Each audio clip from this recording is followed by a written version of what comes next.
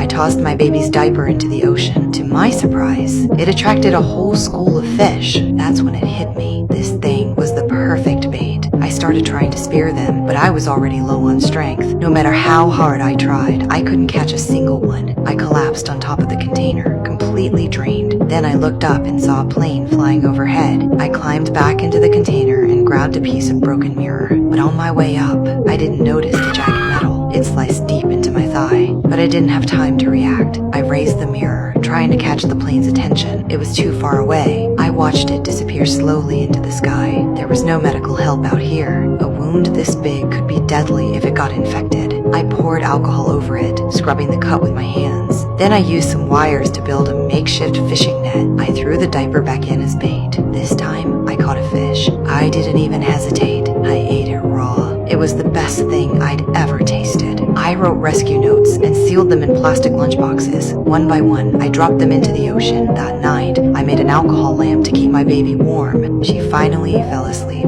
I was about to rest too. Then I heard something hitting the container. I climbed up with the lamp. It was the same lunchboxes I'd thrown earlier. They were floating back, banging against the container, but suddenly saw something worse. Water was flooding in fast. I rushed back down, trying to stop the leak, but it was useless. The container started to sink. I pushed myself to the surface, but my daughter was gone. I searched like a maniac. The ocean was pitch black. There was nothing to guide me.